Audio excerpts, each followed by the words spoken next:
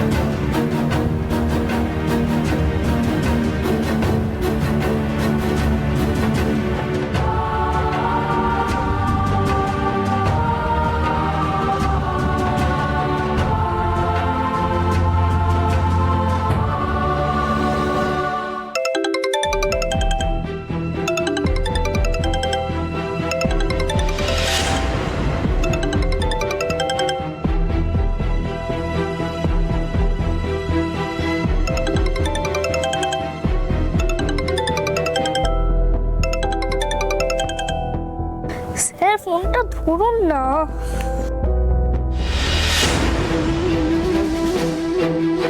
কাকে ফোন করছিলিস? সূর্য স্যারকে। সূর্য স্যার ফোনটা কিছুতেই ধরছে না। আবার ফোনটা কর।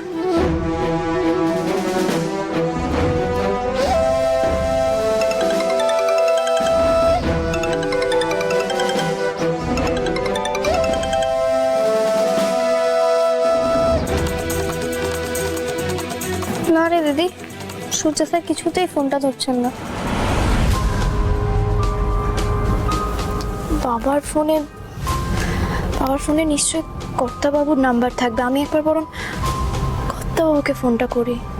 কিন্তু কর্তাবাবুকে ফোন করলে দিদি যদি রাগ করে তাহলে। রাগ করে করুক না, কিন্তু খবরটা শুনলে তো সূর্য স্যার ঠিক আসবে। তুই একদম ঠিক কথা বলেছিস শালুক। আর সূর্য স্যার যদি আসে তাহলে দিদির রাগ গলে জল হয়ে যাবে, আর দিদি একেবারে সুস্থ হয়ে যাবে। আমি বরং একবার কর্তাবাবুকে ফোনটা করি।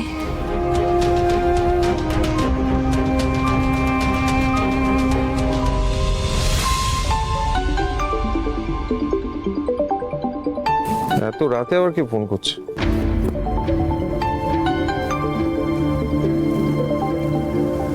কি ব্যাপার, এত রাতে গোপাল ফোন করছে কেন?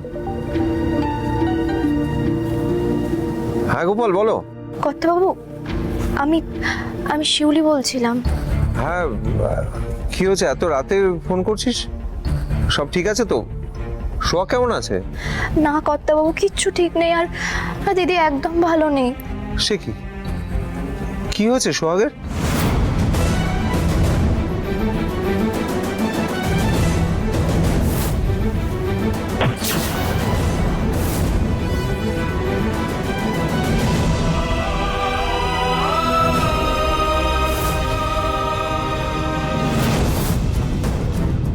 সোহাগ এখন কোথায়?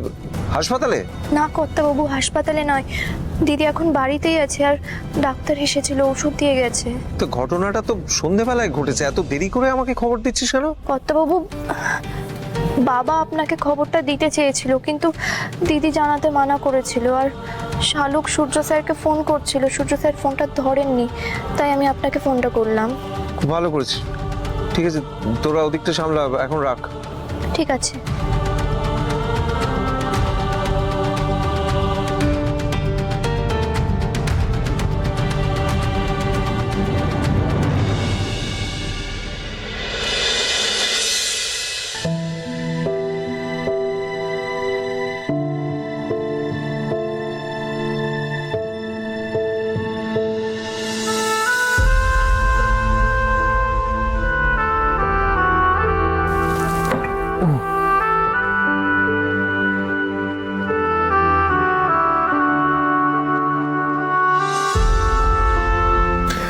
বিষ্ণুদা, বিষ্ণুদা কফি।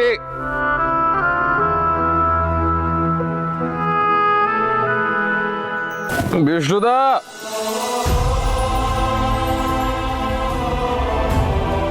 গুড মর্নিং বাবা। ওখানে দাঁড়িয়ে আছো কেন? এখানে এসো, আমার কাছে এসে বসো।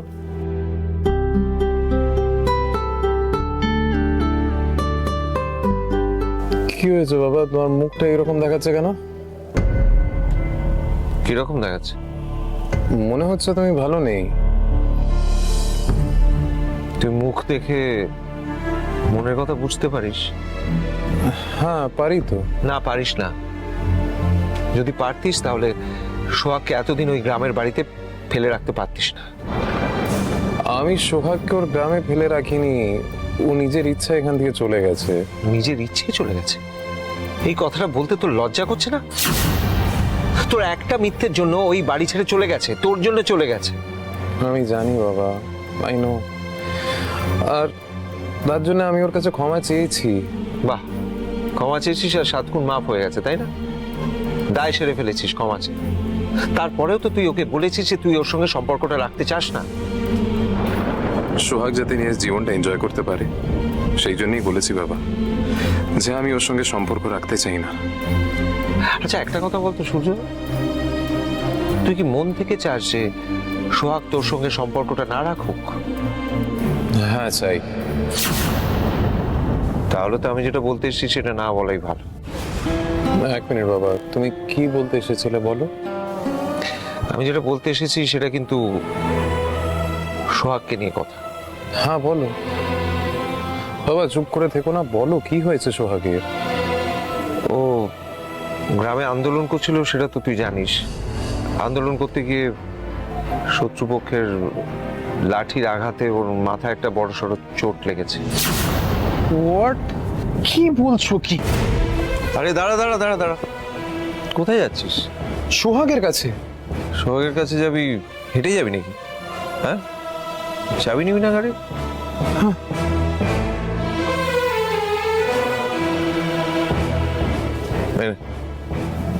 থ্যাংক ইউ বাবা, আমি চেঞ্জ করে নিচ্ছি।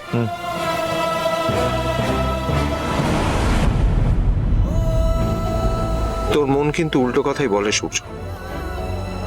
তোর মন সোহাগকে কিছুতেই কাজ ছাড়া করতে চায় না। ঘরের লক্ষ্মী যেন ঘরে ফিরে আসে। ঠাকুর ঠাকুর সব যেন ভালো হয়। তুমি দেখো ঠাকুর, ওদের মধ্যে ভুল বোঝাবুঝি যেন মিটে যায়।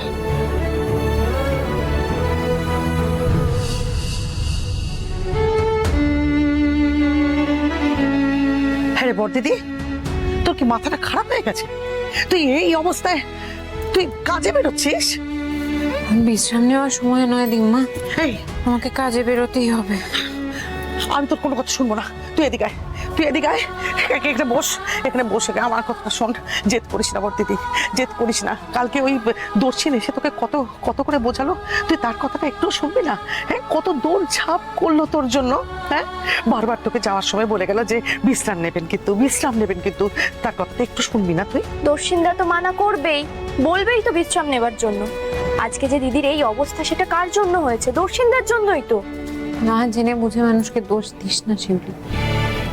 ওই মানুষটা যা করছে সব এই গ্রামের ভালোর জন্য, আমাদের সকলের ভালোর জন্য। ওনার কোনো দায় নেই এটা করার, উনি তাও করছেন। আমাদের নিজেদের স্বার্থে উচিত ওনাকে সাহায্য করা, ওনার পাশে দাঁড়ানো।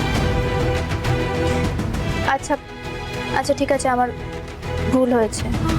ভুল তো হয়েছেই দিমা, লক্ষ্মীটি আমি হাত জোড় করছি। ট্রাক্টরটা ভাড়া নেওয়া হয়েছে, শুধু শুধু বসে আছে, ভাড়া তো গুনতেই হবে। বলো, গিয়ে টুক করে চাষটা করে চলে আসে, আমি এক্ষুনি চলে আসবো। না দিদি, ভাড়া গুনতে হবে না, আমি ট্রাক্টর চালাতে জানি, আমি চালাবো ট্রাক্টর। তোকে কোনো পাকামো করতে হবে না শিউলি, তুই এখন পড়াশোনা ছেড়ে ট্রাক্টর চালাবি, কোনো দরকার নেই। যা গিয়ে পড়তে বসে, আমি এই গেলাম আর এই এলাম।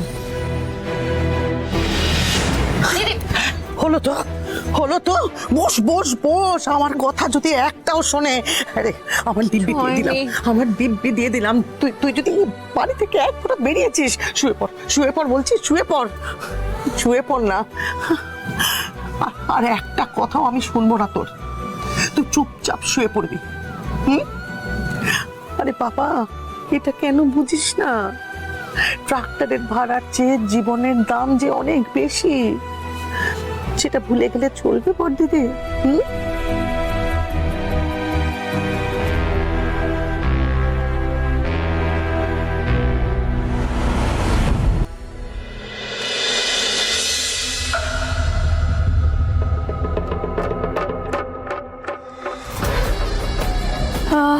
হাই নেহা। হাই। তুমি এখনো বাড়িতে? তুমি কলেজে যাবে না? না, আমার আজ অফ আছে। অফ আছে তো? অফ আছে তো কি হয়েছে? তাহলে তুমি এরকম সারাদিন বাড়িতেই বসে থাকবে? না মানে অ্যাটলিস্ট কোনো কাজ করো নেহা। জানো তো একটা প্রভাব আছে, অলস মস্তিষ্ক শয়তানের কারখানা। এইভাবে কিন্তু সারাদিন তুমি শুয়ে বসে থেকো না নেহা। তুমি কিছু একটা করো, মানে একটা নতুন ডিশ ট্রাই করো, এরকম শুয়ে বসে থেকো না। সরি, আমার রান্না করতে ভালো লাগে না। তো ভালো লাগাও। আচ্ছা ঠিক আছে, রান্না যখন তোমার করতে ভালো লাগে না তাহলে অন্য কিছু করো, মানে অ্যাটলিস্ট ঘর গোছাও, কাজ করো নেহা, কাজ করো। এভাবে সময়টাকে নষ্ট করো না। ও বাই দ্য ওয়ে, একটা কথা তো তোমায় বলতেই ভুলে গেছিলাম। তুমি আগের দিন ওই কফিটা বানিয়ে এনেছিলে না, খুব ভালো হয়েছিল গো। আরেকবার বানিয়ে নিয়ে আসো না। কি হলো? যাও।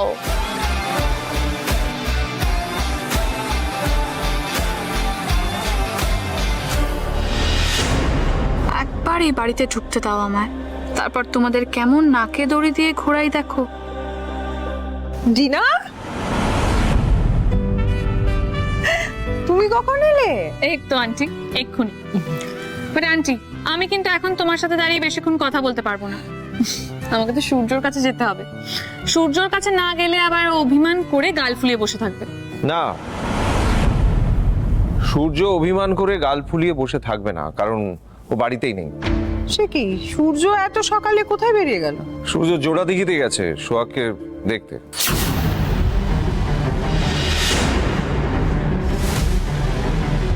সোহাগের কাছে গেছে? কই, ও আমাকে তো কিছু জানিয়ে গেল না। সূর্য আবার তোমাকে সব কথা কবে জানিয়ে কোথাও যায়? ও খবর পেয়েছে যে সোহাগের শরীরটা খারাপ, সেই জন্য ছুটে চলে গেছে। ছুটে গেছে? হ্যাঁ, প্রকৃত অর্থেই ছুটেই গেছে। সত্যি সূর্যর মনটা যেন শরতের আকাশ। এই বাদলের ঘন মেঘ তো আবার এই ঝলমলে রোদ্দুর। সোহাগের যে শরীরটা খারাপ, এই খবরটা ওকে দিল কে? আমি দিয়েছি। শিউলি আমাকে ফোন করে সোহাগের শরীর খারাপের কথাটা জানিয়েছিল। আমি সেটা সূর্যকে বলেছি, আর সূর্য সেটা শুনেই ছুটে চলে গেছে গ্রাম।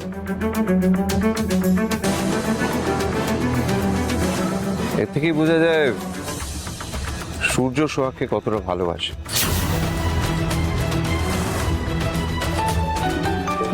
Excuse me.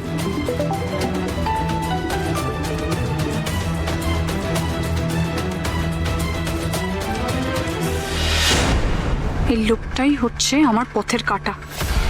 যেমন করেই হোক এই কাঁটাটাকে আমায় উপড়ে ফেলতেই হবে।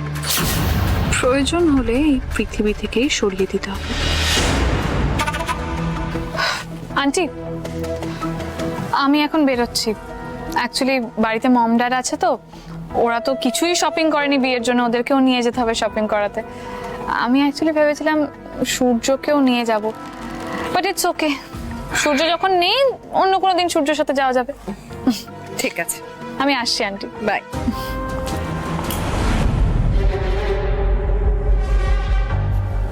ইন্দ্র, তুমি যতই চেষ্টা করো না কেন, সোহাগকে আমি সূর্যর জীবনে কিছুতেই ফিরতে দেব না। সূর্যর সাথে বিয়ে হয়ে ডিনাই আসবে এই বাড়িতে, তুমি দেখে নিও।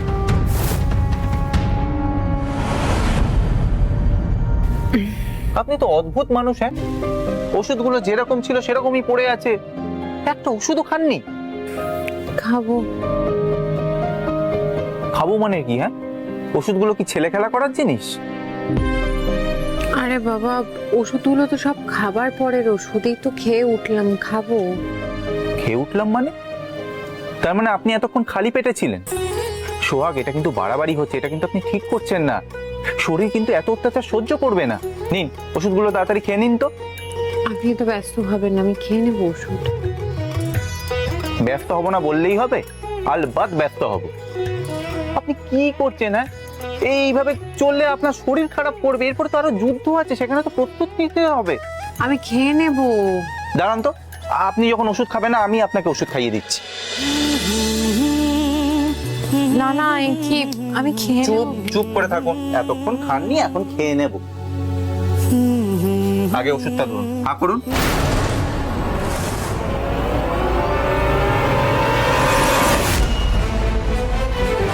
নিন জলটা খান।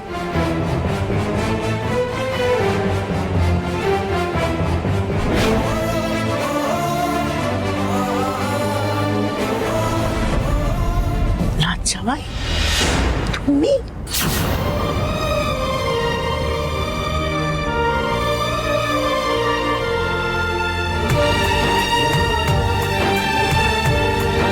আপনি?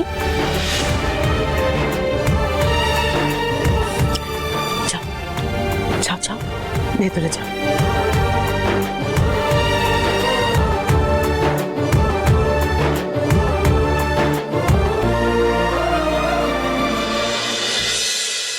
কি দরকার ছিল এই সমস্ত প্রতিবাদ করার? দেশে কি আইন কানুন নেই? যা করার কোর্ট করতো। আর সোহাগ, তোমার গ্রামে লোকের অভাব নেই। গ্রামের কেউ কোর্টে গিয়ে কোম্পানির এগেন্সে কেস করতেই পারতো। তোরা নিজেরা ঝুঁকি নিয়ে এত অশান্তির মধ্যে এগিয়ে যাওয়ার পিছনে আমি যুক্তি খুঁজে পাচ্ছি না। কিছু মনে করবেন না স্যার, প্রতিবাদটা আমরা করে কিন্তু কোনো অন্যায় করিনি। গ্রামের চাষিরা গরিব, তারা জানে না কোর্টে গিয়ে কিভাবে তাদের বক্তব্য পেশ করবে। আর তাছাড়া তাদেরকে তো বোঝাতে হবে যে এই কোম্পানি তাদেরকে ঠকিয়ে তাদের ভিটে মাটি সবকিছু তাদের থেকে কেড়ে নিচ্ছে। কোম্পানি যদি চাষিদের জমি দখলই করে নেয়, তাহলে তারপরে আর কোর্টে গিয়ে কি করবে বলুন? এই শোনো, আপনার এই লেকচার, এই প্রতিবাদী লেকচার আমাকে বলে কোনো লাভ নেই, আর আমার শুনতেও ভালো লাগছে না। যাকে শোনাবার তাকে আপনি শুনিয়েছেন, আর তার কি অবস্থা হয়েছে সেটা আমি ভালো করে দেখতে পাচ্ছি। বেশ, আমি আমার দোষ স্বীকার করে নিলাম, কিন্তু তার আগে আমি আমার পরিচয়টা তো দিই। নমস্কার, আমি দর্শিন মজুমদার, আমি পাশের গ্রামেই থাকি। আমি সূর্য মল্লিক। আপনার নাম আমি অনেক শুনেছি। ঠিক আছে, আপনারা কথা বলুন, আমি কয়েকটা কাজ সেরে আসছি।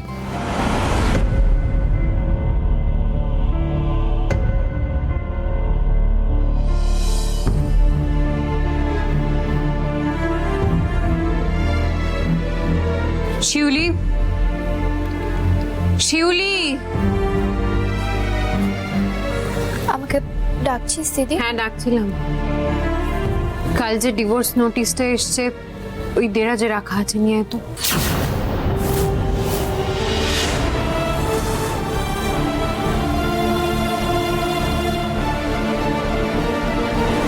যা।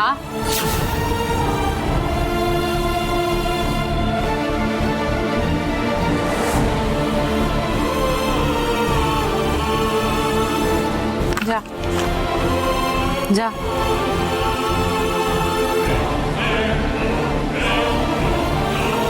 যেখানে সই করার আমি সই করে দিয়েছি, নিয়ে নিন।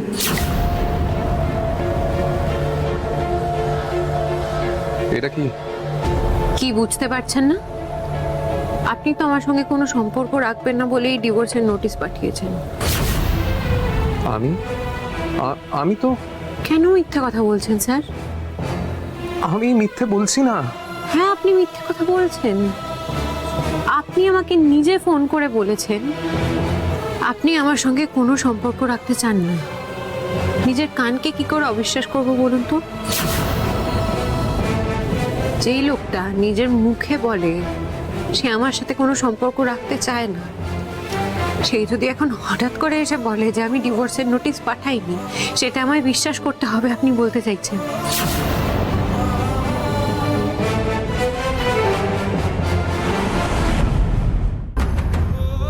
আমি এখানে এই পেপার নিতে আসিনি। আমি শুনলাম তুমি চোট পেয়েছো। দয়া করে এই মিথ্যে কথাগুলো বন্ধ করুন স্যার, তাহলে আপনার মিথ্যের জন্য আমার যেমন ক্ষতি হয়ে গেছে আপনারও খুব বড় ক্ষতি হয়ে যাবে। ও, আপনাকে তো শুভেচ্ছা জানাতেই ভুলে গেছিলাম। আপনাকে অনেক শুভেচ্ছা। শুভেচ্ছা? কিসের শুভেচ্ছা?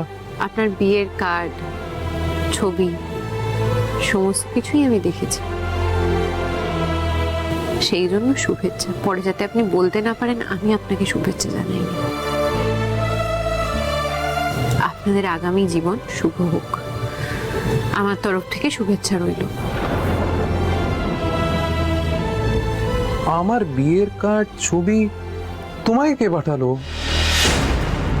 আর ডিভোর্স পেপারই বা তোমায় কে পাঠালো? কেন অভিনয় করছেন বলুন তো? আপনি বুঝতে পারছেন না এই অভিনয়টা করে এখন কোনো লাভ নেই? আপনার অভিনয় দেখতে দেখতে আমি ক্লান্ত হয়ে গেছি। কি বললে আমি অভিনয় করছি? সোহাগ, তুমি কি আমাকে আর বিশ্বাস করো না? আমায় ক্ষমা করবেন স্যার, আপনার ওপর আমার সত্যি আর কোনো বিশ্বাস ভরসা কিচ্ছু নেই। আপনি কেমন মানুষ বলুন তো? আপনি যখন যেটা চান সেটা পাওয়ার জন্য যা খুশি করতে পারেন, আপনার ওপর ভরসা করা যায় না। এখন দয়া করে আমায় রেহাই দিন, আমি আর পারছি না।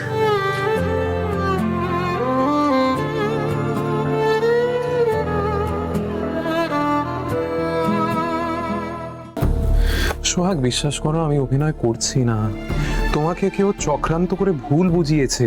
কেউ চক্রান্ত করেনি, যে আমাকে বুঝিয়েছে সে আমার ভালো চায় তাই বুঝিয়েছে।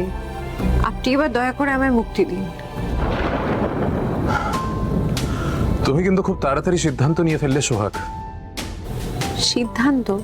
তোমার আর দর্শিন মজুমদারের প্রেম পর্বটা পারফেক্ট করার জন্য তুমি মরিয়া হয়ে উঠেছো। আপনি তো সেদিন ফোন করে আমায় শুভেচ্ছা জানালেন আমার জীবনের নতুন এপিসোডের জন্য। আপনি বললেন আমি যাতে খুব সুন্দর করে আমার জীবনটা কাটাই, নতুন জীবন। তাহলে হঠাৎ আমায় বলতে এসছেন কেন আমার সিদ্ধান্তটা ভুল, হঠকারিতা? আমি? হ্যাঁ আপনি। এখন আর দয়া করে বলবেন না যেন আপনি শুভেচ্ছা জানাননি। আমি সোহাগকে কবে শুভেচ্ছা জানালাম?